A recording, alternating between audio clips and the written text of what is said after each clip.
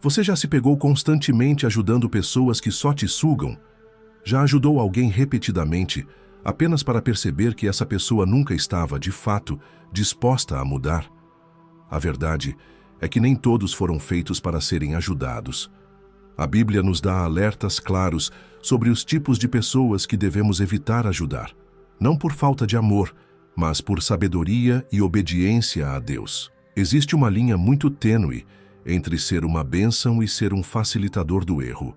Se não tomarmos cuidado, podemos acabar sendo manipulados, usados e esgotados por pessoas que, na verdade, não estão buscando transformação. Provérbios 4.7 diz: a sabedoria é a coisa principal. Adquire, pois, a sabedoria. Sim, com tudo o que possuis, adquire o entendimento. Isso significa que a nossa ajuda deve ser guiada pela sabedoria divina e não apenas pela emoção.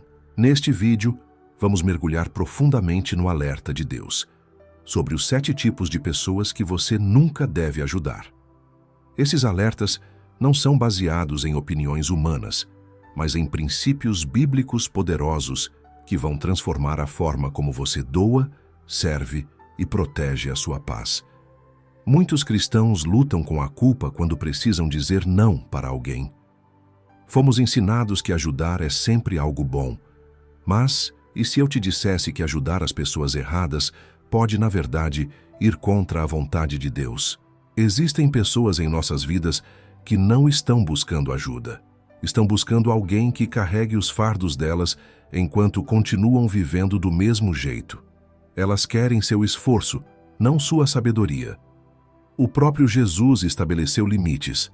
Ele se afastou de certas pessoas, João 2,24, alertou contra lançar pérolas aos porcos, Mateus 7,6, e não permitiu ser manipulado por aqueles que não tinham desejo de mudar.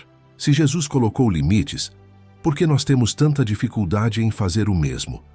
Então vamos explorar agora os 7 tipos de pessoas que você nunca deve ajudar, segundo a Bíblia. Número 1. O preguiçoso e o ocioso. Amados, ouça hoje com ouvidos espirituais e um coração discernidor. Existe uma diferença enorme entre ajudar quem está passando por dificuldades e sustentar quem se recusa a se mover. A Bíblia é clara. A preguiça não é uma fraqueza, é uma escolha, um hábito e, no fim, uma forma de autossabotagem. Provérbios 10:4 declara: as mãos preguiçosas empobrecem o homem, porém as mãos diligentes lhe trazem riqueza. Se uma pessoa se recusa a trabalhar, se recusa a se esforçar e consistentemente foge das responsabilidades, então a pobreza que ela enfrenta não é um ataque do inimigo, é o resultado do próprio descuido. O apóstolo Paulo foi tão firme nesse assunto que escreveu à igreja de Tessalônica: se alguém não quer trabalhar, também não coma. 2 Tessalonicenses 3:10. Isso não é crueldade, é um princípio de responsabilidade divina. Deus estruturou a vida de forma que colhemos aquilo que plantamos. Se uma pessoa não planta nada, não deve esperar colher algo. E quando entramos na vida de alguém e constantemente resgatamos o preguiçoso, interrompemos um sistema divino que foi projetado para corrigir e ensinar. Muita gente confunde ajudar com facilitar o erro. Entenda isso. Quando você ajuda financeiramente uma pessoa preguiçosa, você não a abençoa, você a enfraquece. Quando você encobre, passa pano e livra essa pessoa das consequências, você está roubando dela a lição que poderia levá-la à transformação. O próprio Jesus contou uma parábola sobre o preço da preguiça, em Mateus 25:24-30. Ele fala de um servo que recebeu um talento, mas escolheu enterrá-lo ao invés de investir. Quando o Senhor voltou, não recompensou o medo nem as desculpas daquele servo, chamou-o de servo mau e preguiçoso, e tirou até mesmo o pouco que ele tinha. Esse é um alerta bíblico. Quem se recusa a se mover acabará perdendo até o que possui. Deixe-me deixar isso bem claro. Há uma enorme diferença entre quem não pode trabalhar e quem não quer trabalhar. Provérbios 6, 9 e 11 nos adverte: até quando você vai ficar deitado, preguiçoso? Quando se levantará do seu sono? Um pouco de sono, um pouco de descanso, um pouco de cruzar os braços para repousar. e a pobreza o surpreenderá como um ladrão, e a necessidade o atacará como um homem armado. Se alguém se recusa a assumir responsabilidade pela própria vida, está andando diretamente contra a palavra de Deus. Muitos de vocês estão cansados, esgotados, porque continuam tentando ajudar pessoas que não querem se ajudar. Você derrama seus recursos, seu tempo, sua energia, mas quanto mais você dá, menos essa pessoa faz. E deixa eu te dizer, isso não é um fardo que Deus pediu para você carregar. Existe um tempo para ajudar e um tempo para se afastar. Se você continua alimentando alguém que se recusa a cultivar o próprio campo, está impedindo essa pessoa de aprender a confiar em Deus. Muitas vezes, o ato mais amoroso que você pode ter é dizer: eu não vou carregar o que Deus nunca pediu que eu carregasse. E talvez você esteja se perguntando: como eu sei se alguém é preguiçoso ou só está passando por um momento difícil? Aqui estão alguns sinais claros. Sempre tem uma desculpa para não trabalhar, mas tem tempo de sobra para entretenimento e distrações. Espera que os outros supram suas necessidades, mas não quer se esforçar. Tem oportunidades, mas recusa-se a aproveitá-las. Vive desperdiçando recursos, seja dinheiro, tempo ou talentos. Só procura ajuda quando está em crise, mas nunca toma atitude para evitar a próxima. Amados, não é falta de amor estabelecer limites. Jesus não correu atrás do jovem rico quando ele foi embora. Marcos 10, 17 e 22. O próprio Deus permite que as pessoas sintam o peso das próprias escolhas, porque às vezes a dor é a única coisa capaz de provocar uma verdadeira transformação. Se você tem sido alguém que facilita a vida de quem é preguiçoso, é hora de parar. E se você tem sido essa pessoa preguiçosa, é hora de se arrepender. A boa notícia é que Deus dá graça àqueles que se humilham. Provérbios 13:4 nos lembra: o preguiçoso deseja e nada tem, mas o desejo dos diligentes será plenamente satisfeito. Se você se levantar, sacudir a preguiça e colocar as mãos no trabalho, Deus abençoará a obra das suas mãos. Eu te desafio hoje a refletir: quem você está ajudando que Deus já te pediu para soltar? Ore por sabedoria. Ore por discernimento, porque a verdade é esta: você nunca poderá salvar alguém que está decidido a permanecer estagnado. Número 2. O ingrato. Existe um tipo de pessoa que recebe seu sacrifício, seu amor, seu esforço, seu tempo e ainda assim age como se você estivesse apenas cumprindo uma obrigação. Ingratidão não é apenas um mau hábito, é sinal de um coração corrompido. E a Bíblia nos alerta sobre isso. Em Lucas 17, 17 e 18, Jesus cura 10 leprosos, mas apenas um volta para agradecer. E Jesus não deixa isso passar despercebido. Ele pergunta: não foram 10 os que foram curados? Onde estão os outros 9? Essa é uma pergunta que nós também precisamos nos fazer. Onde estão aqueles que receberam, mas nunca retornaram?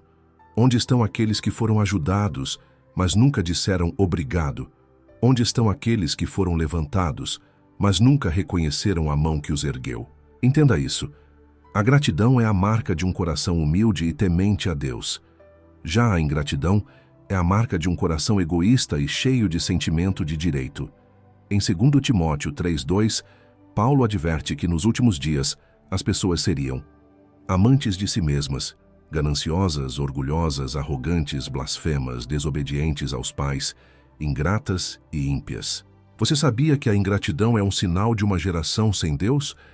Quando as pessoas se recusam a reconhecer as bênçãos, elas mesmas se desconectam do fluxo do favor. Ajudar uma pessoa ingrata é como derramar água em um poço sem fundo. Não importa o quanto você derrame, nunca será suficiente. Não importa o quanto você se sacrifique, elas sempre vão querer mais. E deixa eu te dizer uma coisa: quanto mais você ajuda, menos elas valorizam. Quanto mais você dá, mais elas exigem. A Bíblia nos alerta em Provérbios 17:13: nunca se afastará o mal da casa daquele que retribui o bem com o mal. Algumas pessoas não apenas deixam de dizer obrigado, mas também se voltam contra quem as ajudou. Você já passou por isso? Já se esforçou ao máximo por alguém, apenas para essa pessoa virar as costas, te trair ou te tratar como se você nunca tivesse feito nada por ela. Alguns de vocês estão exaustos e esgotados, porque vivem tentando agradar pessoas ingratas. Mas ouça bem, Deus não te chamou para ser tapete de ninguém. Ele não te chamou para continuar derramando na vida de quem se recusa a valorizar o que você oferece. Pare de dar o seu melhor para quem não valoriza. Pare de se sacrificar por quem não reconhece. Pare de deixar que as pessoas te drenem até a última gota sem sequer uma palavra de gratidão. Você sabia que a gratidão é uma chave para o aumento? Quando Jesus multiplicou os peixes e os pães em João 6:11, a Bíblia diz que ele deu graças antes de distribuí-los. Em 1 Tessalonicenses 5:18, somos ordenados a dar graças em todas as circunstâncias, porque a gratidão é um ímã para mais bênçãos. Quando você agradece a Deus, ele libera mais. Quando você é grato pelo que tem, ele faz isso crescer. Mas quando você é ingrato, você mesmo bloqueia seu próprio milagre. E se a gratidão abre portas, a ingratidão as fecha. Algumas pessoas não estão presas por causa do diabo, estão presas por causa da própria ingratidão. Muitas não estão vivendo em abundância porque nunca pararam para reconhecer as bênçãos que já receberam. Se você quer viver no favor de Deus, desenvolva um espírito de gratidão. E se quer andar em sabedoria, pare de ajudar pessoas ingratas. Deixe que aprendam a valorizar o que têm antes que percam. Porque deixa eu te falar uma coisa. Tudo aquilo que você se recusa a valorizar, você acaba perdendo. Número 3. Os orgulhosos e arrogantes. A Bíblia não só nos alerta contra o orgulho, ela condena o orgulho. Ele é perigoso, destrutivo e enganoso. Provérbios 16:18 é claro. O orgulho precede a destruição e o espírito altivo precede a queda. Há pessoas tão cheias de si mesmas que não sobra espaço para Deus. Estão tão consumidas pela própria sabedoria, pelos próprios feitos e pela própria maneira de viver, que não há espaço para correção, nem para conselhos. E sabe o que acontece com uma pessoa assim? Ela cai, toda vez. E a palavra nos alerta. Deus resiste aos soberbos, mas dá graça aos humildes. Tiago 4:6. Ouviu isso? O próprio Deus vai se opor a você se você estiver agindo com arrogância. Você não estará apenas lutando contra as circunstâncias, nem contra as pessoas. Você estará lutando contra Deus.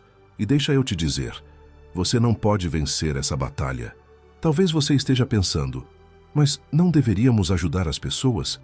Sim, devemos ajudar os feridos, levantar os caídos e fortalecer os fracos. Mas não devemos desperdiçar nosso tempo tentando ajudar quem acha que não precisa de ajuda. Porque deixa eu te dizer, o orgulho é uma porta fechada. Quando você tenta corrigir uma pessoa orgulhosa, ela rejeita sua sabedoria. Quando você tenta orientá-la, ela ignora seu conselho. Quando você tenta alertá-la, ela despreza sua advertência.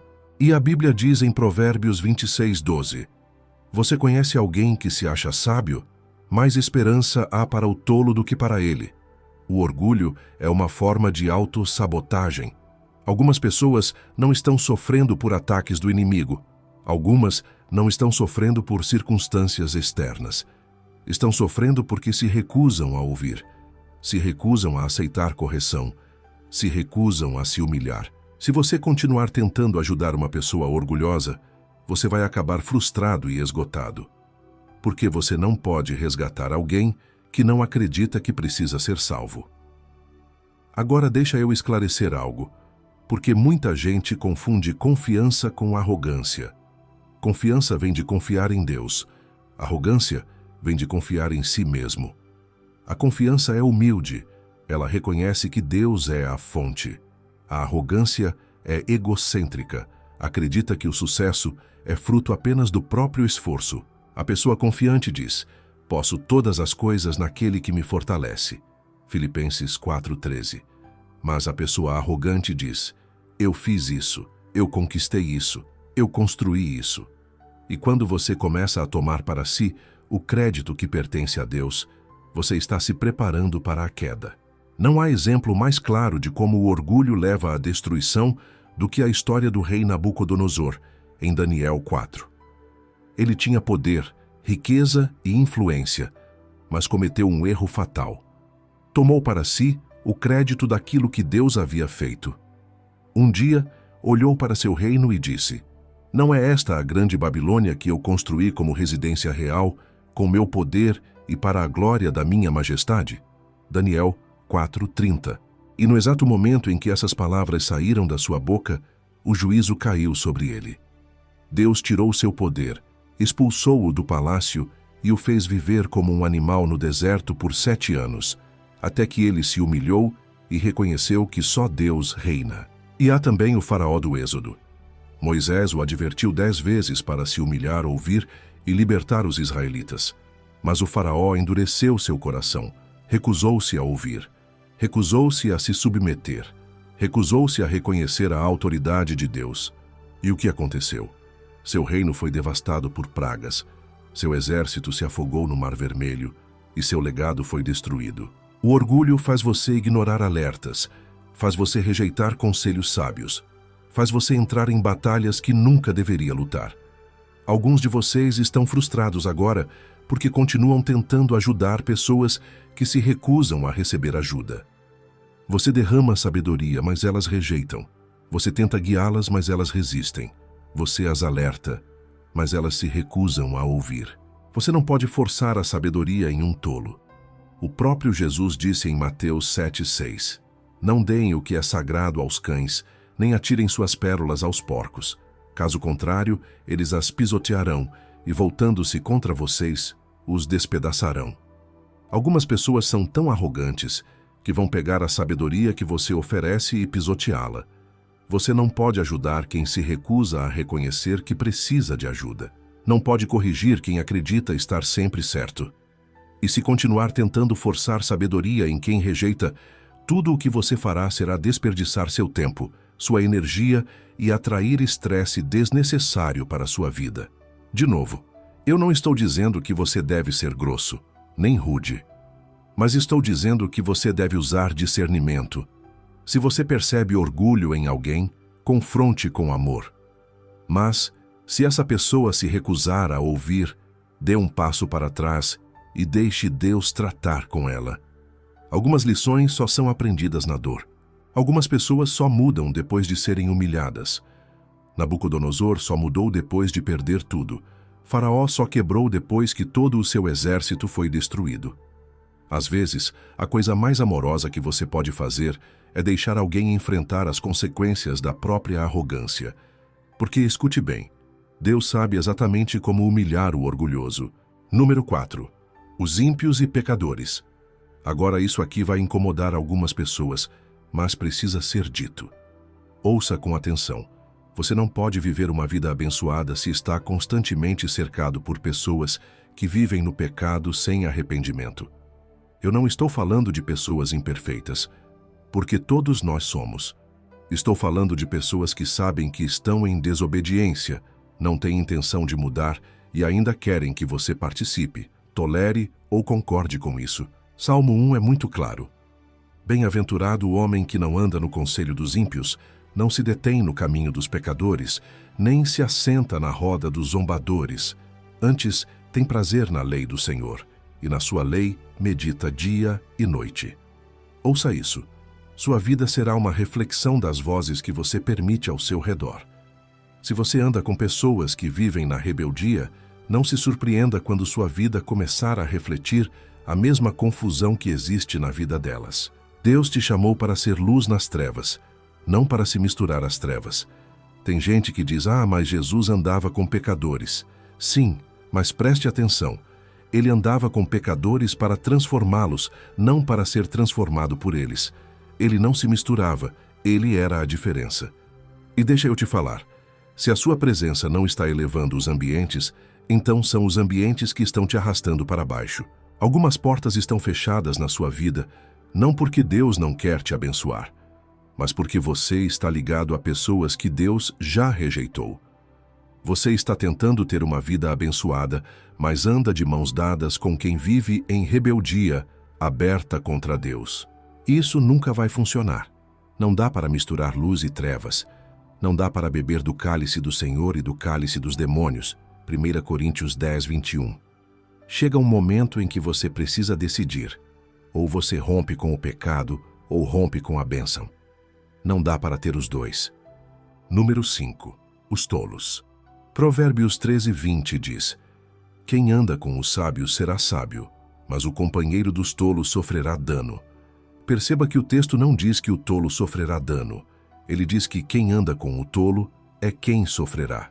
Em outras palavras, se você se associa a pessoas tolas, você vai acabar pagando o preço pela tolice delas. O que é um tolo segundo a Bíblia? É aquele que rejeita a sabedoria, é aquele que despreza o conselho, é aquele que vive como se não houvesse consequências, é aquele que faz piada das coisas sérias e leva a sério as coisas que não têm valor. E deixa eu te dizer, tentar aconselhar um tolo é perda de tempo. Provérbios 23:9 diz: não fale aos ouvidos do tolo, porque ele desprezará a sabedoria das tuas palavras. Você já percebeu que algumas pessoas só aprendem do jeito mais difícil? Não importa quantas vezes você fale, não importa quantas vezes você alerte, elas fazem questão de seguir pelo caminho da destruição. E o problema é que, se você estiver perto, vai acabar sofrendo junto. Provérbios 26:17 é ainda mais forte. Olha o que diz: quem se mete em discussão alheia é como quem pega um cachorro pelas orelhas. Ou seja, se envolver na confusão de um tolo é se meter em problemas que não são seus. E quem faz isso sai machucado. Sabe aquela pessoa que vive se metendo em brigas, que é movida por impulsos, que toma decisões sem pensar, que vive em ciclos de destruição, que toda hora tem um problema novo, uma crise nova, uma fofoca nova? Essa pessoa é um tolo, e se você continuar perto dela, vai acabar sendo sugado para dentro desse redemoinho. Você não foi chamado para ser babá de tolo.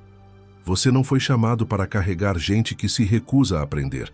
Tem gente que não quer ajuda, quer plateia para seus próprios desastres.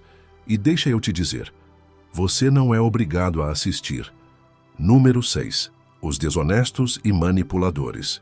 Meus amigos, há certas pessoas que você nunca deveria ajudar, porque suas intenções não são puras. São pessoas que não se aproximam de você porque precisam de ajuda. Elas vêm porque enxergam você como uma oportunidade. Elas vêm porque sabem que você tem um coração bondoso. Elas vêm porque sabem que você vai dar sem questionar. A Bíblia é muito clara sobre pessoas desonestas e manipuladoras. Provérbios 12:22 diz: o Senhor detesta os lábios mentirosos, mas se agrada dos que são fiéis. Deus detesta a desonestidade. Por quê? Porque o engano não é apenas uma mentira, é uma ferramenta do inimigo. 2 Coríntios 11:14 nos adverte que Satanás se disfarça de anjo de luz. Em outras palavras, o engano nem sempre é óbvio. Os mentirosos mais perigosos são aqueles que sabem soar sinceros, e os manipuladores mais perigosos são aqueles que sabem se passar por vítimas. Uma pessoa manipuladora vai brincar com suas emoções para conseguir o que quer. Ela vai te fazer se sentir culpado, vai distorcer sua bondade, vai usar bajulações e fingir ser algo que não é. Mas deixe-me te alertar, não se deixe enganar. Provérbios 26 diz que os inimigos disfarçam-se com palavras, mas no coração ocultam a falsidade. Ainda que suas palavras pareçam agradáveis, não acredite neles. Existem pessoas que te dirão exatamente o que você quer ouvir só para conseguir o que desejam. E alguns de vocês caíram nessa armadilha. Continuam ajudando pessoas que já provaram ser desonestas. Continuam dando a quem nunca foi verdadeiro. E toda vez que são pegos, aparecem com mais uma desculpa, mais uma história, mais uma manipulação. Deixe-me te dizer uma coisa. Se alguém te manipulou para conseguir sua ajuda, essa pessoa não merece essa ajuda. Se ela distorceu a verdade, te fez se sentir culpado ou te pressionou a dar algo, você precisa recuar e deixá-la ir. Agora deixe-me repetir. Não estou dizendo que não devemos ajudar as pessoas. Estou dizendo que devemos usar discernimento. Existe uma grande diferença entre quem realmente está em necessidade e quem está jogando um jogo. Aqui estão alguns sinais de que alguém é desonesto ou manipulador. Sempre tem uma história, mas os detalhes nunca batem. Só aparece quando precisa de algo, te faz se sentir culpado se você hesita em ajudar. Tem um padrão de usar as pessoas. Faz promessas que nunca cumpre. Nunca assume a responsabilidade pelos próprios atos. Amados, Deus não te chamou para ser enganado. Ele te chamou para andar em sabedoria. Número 7. Os que não se arrependem. Irmãos, existe uma diferença entre quem luta contra o pecado e quem é não arrependido. Há uma diferença entre quem cai, mas se levanta, e quem se deita no pecado e se recusa a mudar. A Bíblia é muito clara sobre aqueles que se recusam a se arrepender. Hebreus 10:26 diz: se continuarmos pecando deliberadamente depois de termos recebido o conhecimento da verdade, já não resta sacrifício pelos pecados. Essa é uma palavra séria. Cair no pecado é uma coisa. Continuar deliberadamente nele, depois de conhecer a verdade, é algo totalmente diferente. A falta de arrependimento é rebelião. É uma postura do coração que diz: eu sei o que Deus diz, mas não me importo. E deixe-me te dizer uma coisa: quando você tenta ajudar alguém que não se arrepende, você não está ajudando. Está apenas fortalecendo a rebelião dessa pessoa. Alguns de vocês têm carregado pessoas que Deus está tentando quebrantar. Têm resgatado pessoas que Deus está tentando corrigir. Mas ouça-me, se você continuar interferindo no processo de Deus, acabará lutando contra ele. Se alguém se recusa a mudar, continuará abusando da sua ajuda. Você pode orar por ela, aconselhar, derramar sua sabedoria, seu amor, seus recursos, mas se essa pessoa não estiver disposta a se afastar do pecado, tudo o que você fizer será em vão. Há pessoas que não querem ser libertas, querem ser consoladas no pecado. Não querem ser corrigidas, querem ser validadas.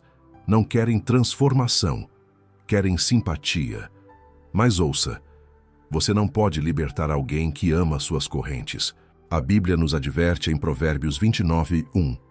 Aquele que muitas vezes repreendido endurece o pescoço será quebrantado de repente, sem que haja cura. Chega um momento em que a correção já não surte mais efeito. Algumas pessoas não estão sofrendo por causa do diabo. Estão sofrendo por causa da dureza do próprio coração. Deus é cheio de misericórdia, mas também é um Deus de justiça. Ele é tardio em irar-se, mas não é lento em julgar aqueles que se recusam a mudar. Romanos 2:5 nos alerta: por causa da sua teimosia e do seu coração obstinado, você está acumulando ira contra si mesmo para o dia da ira de Deus. Isso significa que quando alguém se recusa a se arrepender, está acumulando juízo sobre si. Amados, ouçam. Deus sempre avisa antes de julgar, sempre corrige antes de trazer destruição. Mas se a pessoa continua endurecendo o coração, ignorando sua voz e rejeitando sua verdade, ela acabará experimentando todo o peso das próprias escolhas, porque Deus nunca vai violar o livre-arbítrio. Se alguém não quer mudar, Deus permitirá que experimente as consequências das próprias escolhas. Algumas pessoas só vão mudar quando chegarem ao fundo do poço. Só vão se arrepender quando estiverem quebradas. Só vão ouvir quando tiverem perdido tudo. E se você continuar tentando resgatá-las antes do arrependimento, estará interferindo na lição que Deus quer ensinar. O que você deve fazer então? Ore por elas. Peça a Deus que amoleça o coração delas e as conduza ao arrependimento. Fale a verdade, mas não force. Entregue a palavra, mas não discuta nem corra atrás. Estabeleça limites. Não permita que a rebeldia delas te esgote emocional, financeira ou espiritualmente. Deixe Deus tratar com elas. Algumas pessoas precisam passar por dificuldades antes de se voltarem para Deus. Deus nos chama para sermos generosos, mas também nos chama para sermos sábios. E se você tem investido seu tempo, amor e recursos em pessoas preguiçosas, orgulhosas, ingratas, perversas, tolas, desonestas e não arrependidas, é hora de repensar em quem você tem semeado. Existem pessoas lá fora que realmente precisam da sua ajuda, pessoas que vão valorizar sua bondade, pessoas que vão usar aquilo que você dá de forma sábia, pessoas que vão ouvir, aprender e crescer. Mas se você continuar gastando toda a sua energia com quem se recusa a mudar, não vai sobrar nada para aqueles que realmente precisam. Aqui vai um desafio para você hoje. Pare um momento e peça discernimento a Deus. Pergunte a Ele: Senhor, estou ajudando as pessoas certas? Estou semeando em boa terra ou estou desperdiçando meus esforços? Porque quando você investe nas pessoas certas, você vê crescimento. Quando você semeia na vida certa, você vê frutos.